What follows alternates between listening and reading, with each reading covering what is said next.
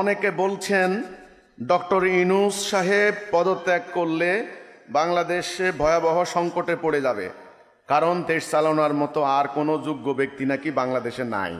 এ বিষয়ে আপনার মতামত কি? এর আগে শেখ হাসিনা ক্ষমতা যখন ছিলেন, আমরা শুনছি আওয়ামী লীগের লোকেরা ইনিয়ে বিনিয়ে এটা ব্যাপক প্রচার করছে যে শেখ হাসিনা একেবারে সাক্ষাৎ আল্লাহর ওলি। ভোরবেলায় উঠে উনি কোরআন তেলাওয়াত করেন, উনি 5 ওয়াক্ত নামাজ পড়েন, উনি নাকি মাঝে মাঝে তাহাজ্জুদও পড়েন। তারপরে হস্ত কয়েকবার হয়ে গেছে। ওনার বিকল্প বাংলাদেশে আসলে আর নাই। এই গত নির্বাচনের আগেও শুনছি আওয়ামী লীগের নেতারা বলতো, আরে ভাই আমরা তো এই সমাজের মানুষ, কথা তো শুনি আমরা। বলছে এই শেখ হাসিনা আসলে ক্ষমতা দিয়ে যেতে চান, আসলে ক্ষমতা কাকে দিবেন, দেশ চালানোর লোক তো নাই, ওনার মতো যোগ্য লোক আর নাই।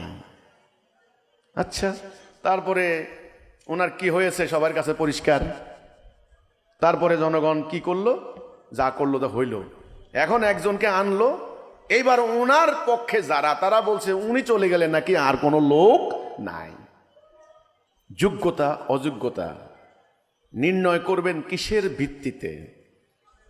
ডক্টরেট ডিগ্রিধারীর ভিত্তিতে, টাকা পয়সার ভিত্তিতে, না ওই ওদের সাথে কে কত লেনদেন করে সেটার ভিত্তিতে?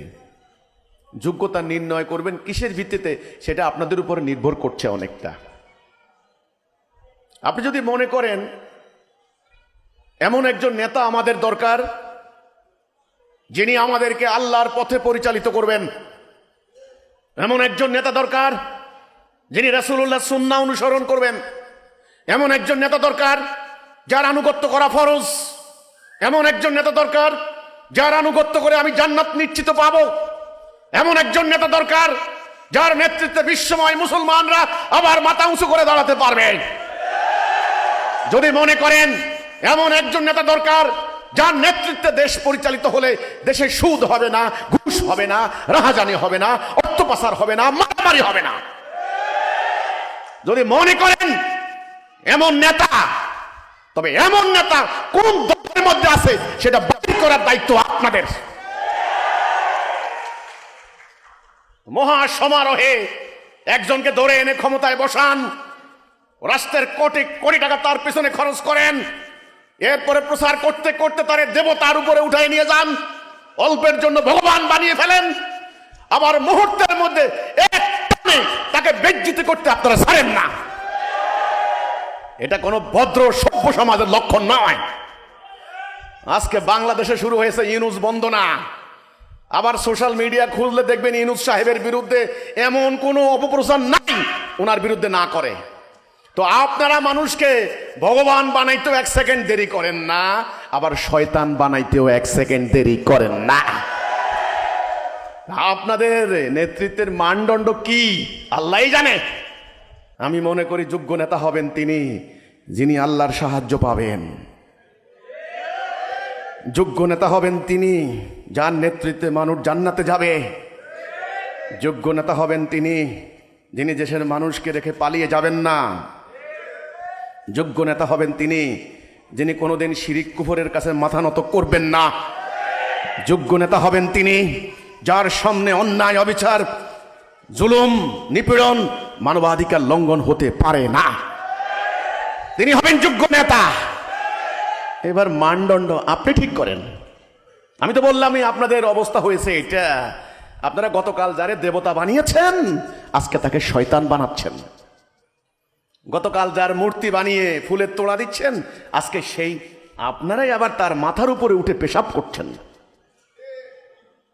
এই দ্বিচারিতা বন্ধ করেন। যতক্ষণ না আল্লাহর আনুগত্য না করবেন ততক্ষণ আপনাদের সকালে এক কথা, বিকালে আরেক কথা। হ্যাঁ, জানুয়ারি মাসে যার উপর ঈমান আছে, ডিসেম্বরে তার উপরে আবার ঈমান নাই। আমি এই প্রশ্নের উত্তর এখানেই ছেড়ে দিলাম।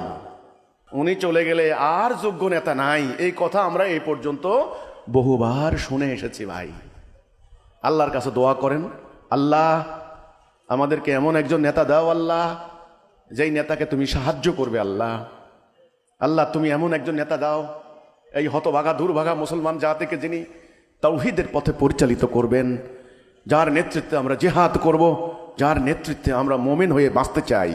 আল্লাহ তুমি আমাদেরকে এমন নেতা দাও আল্লাহ। এটা 1000 বছরের সাধনার ফল, 1000 বছরের কামনার ফল।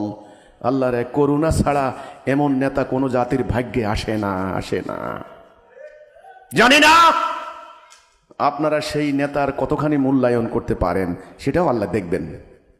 আল্লাহ তো নেতা পাঠিয়েছেন ঈসা আলাইহিস সালামকে, আল্লাহর মনোনীত নেতা। হ্যাঁ, ঈসা আলাইহিস সালামকে পিতা ছাড়া মায়ের গর্ভে তিনি পাঠিয়েছেন, নিষ্পাপ। আপনারা ঈসা আলাইহিস সালামের সাথে কি আচরণ করেছেন আল্লাহ কি দেখেননি?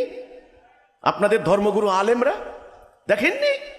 রোমানদের সঙ্গে হাত মিলিয়ে তাকে হত্যা করার জন্য ষড়যন্ত্র করেছেন, মাত্র 30টা মুদ্রার বিনিময়ে ওনারে বিক্রি করে দিয়েছেন। আপনারা তারা কিসের যোগ্য নেতা? আপনাদেরকে যোগ্য নেতা পাওয়ার মতো যোগ্য জাতি হওয়া লাগে। আল্লাহর করুণা, আল্লাহর দয়া। কেউ ইচ্ছা করলে নেতা হইতে পারে না। জনগণ তাকে নেতৃত্বের আসনে বসায়, জনগণ তাকে সম্মান দেয়, আর সেটা হবে আল্লাহর মনোনীত। কাজে আগে মোমেন হন, তখন দেখবেন। আচ্ছা বলেন তো, মুসল্লি ছাড়া কেউ ইমামতি করতে পারে? তারে কেউ ইমাম বলে? মুসল্লি লাগে, মুসল্লির নিঃশর্ত আনুগত্য লাগে, ভালোবাসা লাগে, তবে তিনি ইমামতি করতে পারেন। মুসল্লি ছাড়া যেমন ইমামের দাম নাই, ইমাম ছাড়া তেমনি মুসল্লির কোনো মূল্য নাই। যোগ্য নেতা কে দিবেন? আল্লাহ। ইনশাআল্লাহ যেই নেতার নেতৃত্বে আপনি জান্নাত যাবেন, সেই নেতা দরকার।